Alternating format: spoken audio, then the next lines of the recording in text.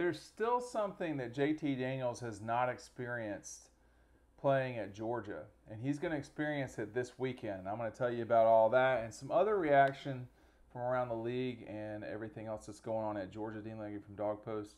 Encourage you to go over to the website and check out everything we have available for you. We can't talk about everything on here. This weekend, Georgia's going to play at Vanderbilt. They're a 5-touchdown favorite almost. JT Daniels has never played at Georgia when the Bulldogs can play a road game at full capacity. And he's about to see what that's like. Charlotte, I think everybody expected that Georgia to have about 50% of the crowd, which they did. But going to someone else's stadium and having the majority of fans, that's going to be something that hits him in a way that he didn't experience at USC. How do I know that? Well, I've watched games a lot. I watched a lot of Pac-12 games, and USC wasn't packing out half of Oregon State or Arizona State or Arizona. And people will say, well, Vanderbilt's not that big of a deal, Okay, well, what about when they play in Knoxville and they're going to have 15 to 20,000 people at that game? Or what about in Atlanta when they'll have more than 50% of the crowd? I mean, we're coming up to the point here where Georgia's going to have their toughest games. And that's going to be at Auburn, Arkansas, and obviously the Gators. And in all three of those games, only one of them's at home. But they will have at least half the crowd in two of the three because the Auburn game's going to be on the road, and obviously they'll have the home crowd. The home crowd will be fully supportive of the Dogs. And then, in Jacksonville, that'll be half Georgia. So it's just one of these things where I don't think you can appreciate it until you see it live. And that there's only one other program in the country that brings more than 40,000 people to a game out of state every year, and that's Oklahoma. Well, Oklahoma doesn't pack out, Baylor Stadium. Georgia does. And that's the thing that if you ever have any, does Georgia have good fans or not? Don't be stupid.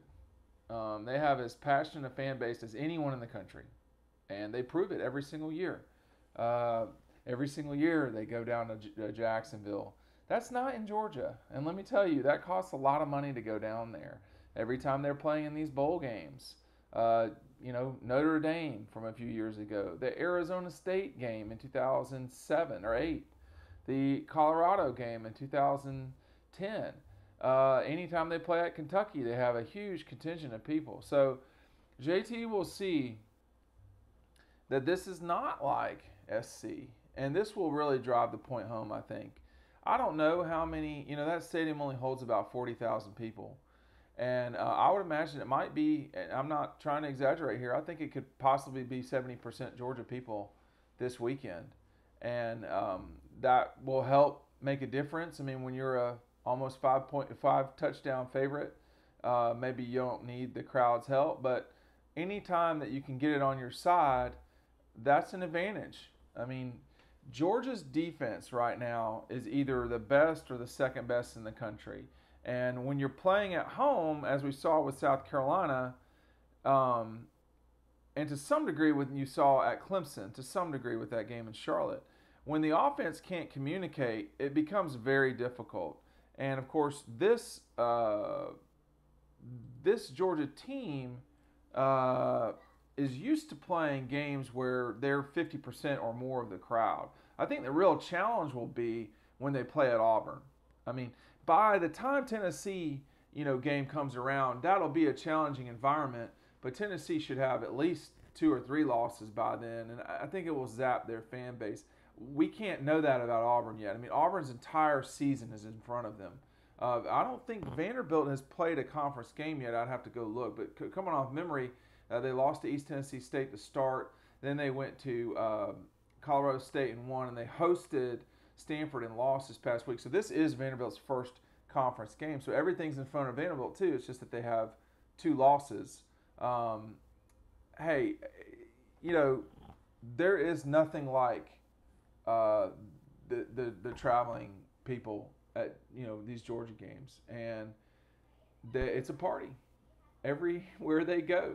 It is a party. It's a party in the student section on Saturday nights in Athens. It's a party when they play in Jacksonville, Charlotte, Atlanta.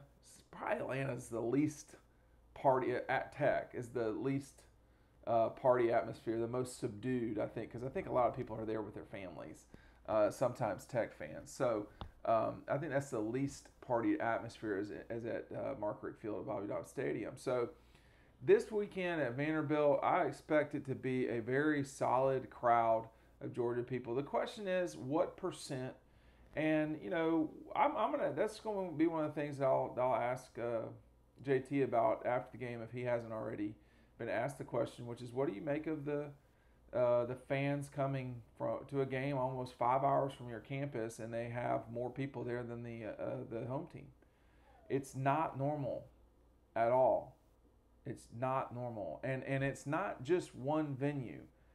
It's multiple venues. Tech, Notre Dame, Georgia Tech, Vanderbilt, obviously in Jacksonville. This is a consistent thing. What does that mean, or what does it say about Georgia fans? I mean, I think two things. Number one, they have plenty of money to spend, which I'm well aware of, thankfully. And number two, I think it's a combination of passion and, I don't know if desperation is the right way to put it, but it's something like that. I mean, there are a lot of fans that really would like to see them win it all. And that's not the exclusive reason for 40 plus thousand fans going out of Jacksonville every year. That's tradition.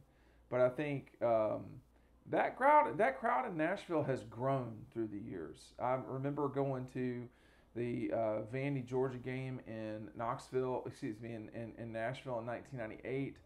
Freezing cold up there in Nashville that night. That was not 50% Georgia fans. That was a fair amount of Vanderbilt fans.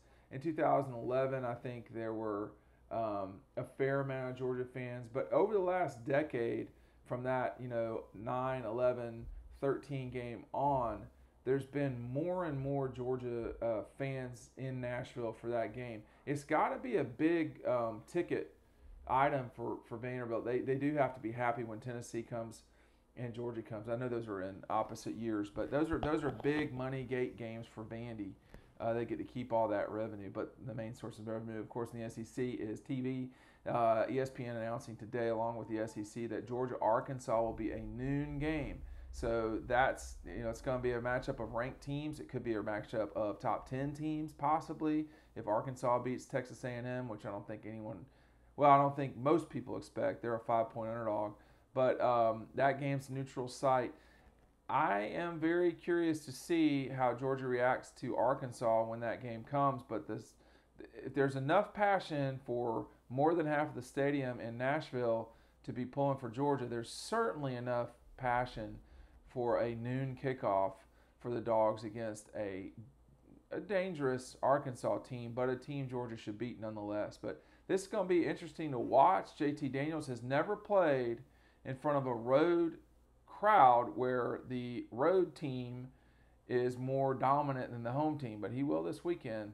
Let's see how that goes. Dean Latham Dog Post. We'll see you over on the website.